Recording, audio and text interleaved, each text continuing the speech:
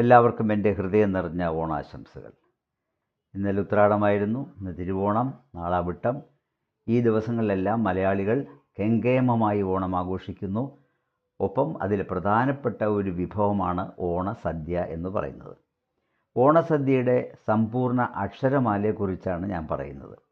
ഇത് അറിയുന്നവർക്കും അറിയാത്തവർക്കും വേണ്ടി മാത്രം. എല്ലാത്തിൻ്റെയും തുടക്കം ഒരു പച്ച വാഴയിൽ നിന്നാണ്. ഇലയുടെ കൂർത്ത അറ്റം എപ്പോഴും നിങ്ങളുടെ ഇടതുവശത്തായിരിക്കും. ഇത് അന്ധവിശ്വാസമൊന്നുമല്ല. വലത് കൈ കൊണ്ട് ഭക്ഷണം കഴിക്കുമ്പോൾ ഇടുങ്ങിയ അറ്റത്തേക്ക് ഭക്ഷണം വഴുതിപ്പോകാതെ കൈയുടെ സ്വാഭാവികമായ ഘടികാര ദിശയിലുള്ള ചലനത്തിന് ഇത് അനുയോജ്യമായ രീതിയിലാണ്, അത്രമാത്രം. ഇനി വാഴയിലയുടെ തിളങ്ങുന്ന ഭാഗം മുകളിലേക്കും മങ്ങിയ ഭാഗം താഴേക്കുമാണ് വയ്ക്കുന്നത്. നിങ്ങൾ ഭക്ഷണം കഴിക്കാൻ പോകുന്നത് ഒരു ജീവനുള്ള പാത്രത്തിൽ നിന്നാണ്. പിന്നീട് ചൂടോടെ ആവി പറക്കുന്ന ചുവന്ന മട്ട അരി ചോറ് ഇലയിലേക്ക് അങ്ങനെ വിളമ്പും. അപ്പോൾ എന്താണ് സംഭവിക്കുന്നത്? ശ്രദ്ധിക്കൂ. ഇലയുടെ തിളക്കം മങ്ങിയതായി മാറുന്നു. കനത്ത ചൂട് ഇലയുടെ സൂക്ഷ്മമായ മെഴുകുപാളിയെ ഉരുക്കുകയാണ്. മഴക്കാടുകളെ ഓർമ്മിപ്പിക്കുന്ന നേരിയ സുഗന്ധം യാഥാർത്ഥ്യമാണ്. പോളിഫിനോളുകളും പ്രകൃതിദത്ത ആൻറ്റി ഓക്സിഡൻറ്റുകളും നിങ്ങളുടെ ചോറിലേക്ക് കലരുന്നു എന്നർത്ഥം. അവയ്ക്ക് ആൻറ്റി മൈക്രോബിയൽ, ആൻറ്റി ഇൻഫ്ലമേറ്ററി ഗുണങ്ങളുണ്ട്. ഒപ്പം ഒരു പ്രത്യേക സുഗന്ധവും. ചോറിൽ കൈവയ്ക്കുന്നതിന് മുൻപ് ഇലയുടെ മുകളിൽ ഇടതുവശത്തേക്ക് നോക്കൂ. അതാണ് ഇഗ്നീഷൻ സോൺ. അവിടെ ഇഞ്ചിപ്പുളി ഇരിക്കുകയാണ്. ഇഞ്ചി, പുളി, ശർക്കര എന്നിവ ചേർന്ന കടും ചുവപ്പ് നിറമുള്ള രുചിക്കൂട്ട്. അതിൻ്റെ അടുത്തതായി എള്ളെണ്ണയിൽ തയ്യാറാക്കിയ പുളിയും ഉപ്പും നിറഞ്ഞ നാരങ്ങാച്ചാർ, പിന്നെ എരിവുള്ള ഒരു മാങ്ങാച്ചാർ. ആദ്യം ഓരോന്നും അല്പം രുചിച്ചു നോക്കൂ. ആ പുളിയും ഉപ്പും എരിവും കലർന്ന രുചി വായിൽ ഉമിനീരിൻ്റെ പ്രവാഹമാണ് വർദ്ധിപ്പിക്കുന്നത്. ദഹനരസങ്ങൾ സജ്ജമാകുന്നു എന്നർത്ഥം.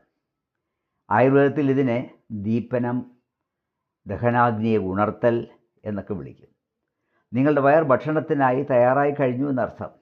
അതിനടുത്തതായി നാരുകളും തൈരുകളും അടങ്ങിയ സംരക്ഷണ നിര. പച്ചടി, പൈനാപ്പിൾ അല്ലെങ്കിൽ ബീട്രൂട്ട്, മധുരവും പുളിയുമുള്ള തൈരും തേങ്ങയും ചേർന്നത് തണുപ്പും പ്രോബയോട്ടിക് ഗുണങ്ങളും നൽകുകയാണ്. പ്രധാനപ്പെട്ട ഒരു വിശേഷ ഭക്ഷണമാണ് അവിയൽ. ചേന, പച്ചക്കായ, മുരിങ്ങക്കായ, കാരറ്റ് തുടങ്ങിയവ തേങ്ങയും തൈരും ചേർത്ത് മിശ്രിതത്തിൽ തയ്യാറാക്കുന്ന അതിമനോഹരമായ വിഭവം. ഇനി തോരൻ. ചെറുതായി അരിഞ്ഞ കാബേജ് അല്ലെങ്കിൽ പയർ തേങ്ങയും പൊട്ടിച്ച് കടുകും ചേർത്ത് വറുത്തെടുത്തത്. വളരെ പ്രധാനപ്പെട്ട കാര്യമാണ് ഓലൻ. കുമ്പളങ്ങയും വൻപയറും ചേർന്ന മൃദുലമായ തേങ്ങാപ്പാലിൻ്റെ രുചിയുള്ള വിഭവം. പിന്നെ എരിശ്ശേരി. മത്തങ്ങയും ചുവന്ന വൻപയറും ചേർത്ത് മധുരവും ഉപ്പും രുചിയും കലർത്തി തയ്യാറാക്കുന്നത്. മുകളിൽ വറുത്ത തേങ്ങ വിതറും. ഇതെല്ലാം യാദൃശ്ചികമല്ല. ലയിക്കാത്ത നാരുകൾ, റെസിസ്റ്റൻറ്റ് സ്റ്റാർച്ച്, നല്ല തേങ്ങാക്കൊഴുപ്പ് എന്നിവ ഭക്ഷണത്തിന് മുമ്പേ തന്നെ ശരീരത്തിലെത്തിക്കുന്ന രീതിയിലാണ് ഇത് ചെറുകുടലിൽ ഒരു വലയെപ്പോലെ പ്രവർത്തിച്ച് ഗ്ലൂക്കോസിൻ്റെ ആഗിരണം മന്ദഗതിയിലാക്കുമെന്നാണ് പറയപ്പെടുന്നത്. അതുവഴി പഞ്ചസാര പെട്ടെന്ന് ഉയരുന്നത് ഒഴിവാക്കാം. അതുകൊണ്ട് സദ്യ ധൈര്യമായി കഴിച്ചോളൂ. ഇലയുടെ ഏറ്റവും ഇടതുവശത്ത് ക്രഞ്ച്. ശുദ്ധമായ വെളിച്ചെണ്ണയിൽ വറുത്തെടുത്ത സ്വർണ്ണ നിറമുള്ള വാഴക്കായ ഉപ്പേരി. അതിനൊപ്പം ശർക്കരയിൽ പൊതിഞ്ഞ ചുക്ക് പൊടി വിതറിയ കട്ടിയുള്ള വാഴക്കായ കഷ്ണങ്ങളായ ശർക്കര വരട്ടി. പിന്നെ വലിയ കറുമുറ ശബ്ദമുള്ള പപ്പടം. ഇത് വേണം തീർച്ചയായും.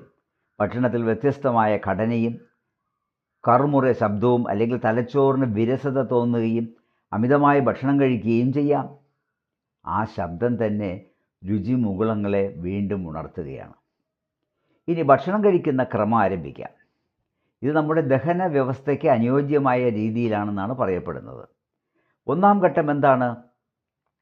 ചോറിന് മുകളിൽ ഉരുകിയ നെയ്യും പരിപ്പും ഒഴിക്കുന്നു. മൃദുവായ മഞ്ഞ നിറത്തിലുള്ള പരിപ്പ് കറി. ബ്യൂട്ടറിക് ആസിഡ് വയറിൻ്റെ ആന്തരിക പാളിക്ക് സംരക്ഷണം നൽകുകയും വയർ ഒഴിയുന്ന വേഗത കുറയ്ക്കുകയും ഇൻസുലിൻ പ്രതികരണത്തിന് സഹായമാകുകയും ചെയ്യുന്നു. രണ്ടാം ഘട്ടം ചൂടുള്ള സാമ്പാർ. മുരിങ്ങയ്ക്കായ്, വെണ്ടയ്ക്കായ്, ചെറിയ ഉള്ളി എന്നിവയും പുളിയും മസാലകളും ചേർന്ന് സാമ്പാറിൽ പുളിയുടെ അമ്ലത ദഹന ജനങ്ങളുടെ പ്രവർത്തനത്തെ ഉത്തേജിപ്പിക്കുകയാണ്. മൂന്നാം ഘട്ടം എന്താണ്? രസം. കുരുമുളക്, ജീരകം, വെളുത്തുള്ളി, കറിവേപ്പില എന്നിവ ചേർത്ത് തീക്ഷ്ണമായ സുതാര്യമായ രസം.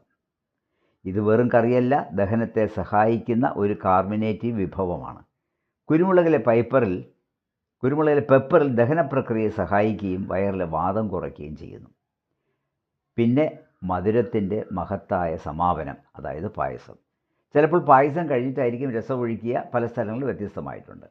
മിക്ക വീടുകളിലും 2 or 3 തരത്തിലുള്ള പായസം ഉണ്ടാകും. കടും നിറവും സമ്പന്നമായ രുചിയുള്ള അടപ്രഥമൻ, ശർക്കരയും കട്ടിയുള്ള തേങ്ങാപ്പാലും ചേർത്ത് അട ഉപയോഗിച്ചാണ് തയ്യാറാക്കുന്നത്. പിന്നെ ഇളം നിറത്തിലുള്ള മൃദുലമായ പാൽപ്പായസം. ഇവിടെയാണ് ബോളിയും എത്തുന്നത്. മൃദുവായ സ്വർണ്ണ നിറമുള്ള നെയ്യിൽ സമൃദ്ധമായ മധുരപ്പത്തിരി, കടലപ്പരിപ്പും ശർക്കരയും നിറച്ച ബോളി ഇലയിൽ അങ്ങനെ വയ്ക്കും. അപ്പോൾ നാക്കൂറും കേട്ടോ. അതിൻ്റെ മുകളിൽ ഇളം നിറത്തിലുള്ള പാലിൽ തയ്യാറാക്കിയ സേമിയ പായസം നേരിട്ടങ്ങ് ഒഴിക്കുന്നു. നിങ്ങൾ വിരലുകൾ കൊണ്ട് ഇവ രണ്ടും ചേർത്ത് കുഴച്ചാണ് കഴിക്കുന്നത്. മന്ദഗതിയിൽ ദഹിക്കുന്ന കാർബോഹൈഡ്രേറ്റ്, നെയ്യ്, പാലുൽപ്പന്നങ്ങൾ, പഞ്ചസാര എല്ലാം ഒന്നായി മാറുന്നു. ദഹനം ഏറ്റവും സജീവമായിരിക്കുന്ന സമയത്ത് ഈ മധുരം സംതൃപ്തി നൽകാനാണ് സഹായിക്കുന്നത്. പിന്നെ അവസാനത്തെ രഹസ്യം, ചെറിയൊരു പഴുത്ത ഞാലിപ്പൂവൻ പഴം ആ മിശ്രിതത്തിലേക്ക് ചേർത്ത് കുഴയ്ക്കുക. അതിനൊപ്പം ഉപ്പുള്ള പപ്പടവും പൊടിച്ചു ചേർക്കുക.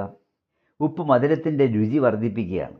പഴത്തിലെ സ്വാഭാവിക എൻസൈമുകൾ പാലും ശർക്കരയും അടങ്ങിയ ഈ സമൃദ്ധമായ മിശ്രിതത്തിൻ്റെ ദഹനത്തിന് സഹായകരമാകുന്നു.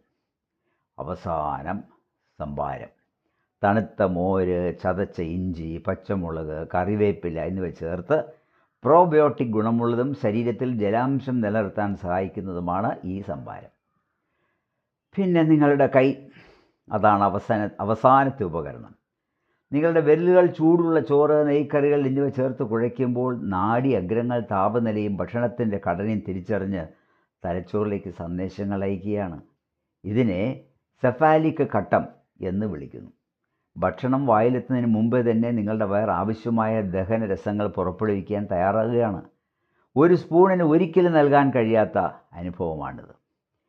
ഇനി 26 വിഭവങ്ങളാണ് സാധാരണ ഒരു സദ്യയിലുണ്ടാകാറുള്ളത്. എന്നാൽ പല ക്ഷേത്രങ്ങളും ആറന്മുള പോലുള്ള ക്ഷേത്രങ്ങളിലൊക്കെ 64 വിഭവങ്ങളാണ് ഉള്ളത്. ഇത് ശാസ്ത്രത്തിൻ്റെയും കലയുടെയുമായ മനോഹരമായ കാലമാണ് ഈ സദ്യ ഉണ്ണുക എന്ന് പറയുന്നത്. എന്തായിരുന്നാലും 26 വിഭവങ്ങളെക്കുറിച്ച് മാത്രം ഞാനൊന്ന് പറയാം. എന്തൊക്കെയുണ്ട്? ചോറ്, പരിപ്പ്, നെയ്യ്, സാമ്പാർ, രസം, അവിയൽ, തോരൻ, ഓലൻ, എരിശ്ശേരി, കൂട്ടുകറി, കാളൻ, പുളിശ്ശേരി, പച്ചരി, കിച്ചടി, ഇഞ്ചിപ്പുളി, നാരങ്ങ അച്ചാർ, മാങ്ങ അച്ചാർ, ഉപ്പേരി, ശർക്കര വരട്ടി, പപ്പടം, ബോളി, സേമിയ പായസം, അടപ്പായസം, പാൽപ്പായസം, പഴം, സംഭാരം. 26 ആയില്ലേ? അപ്പോൾ എല്ലാവരും സദ്യ കഴിക്കുക. എല്ലാവർക്കും എൻ്റെ ഹൃദയം നിറഞ്ഞ ഓണാശംസകൾ.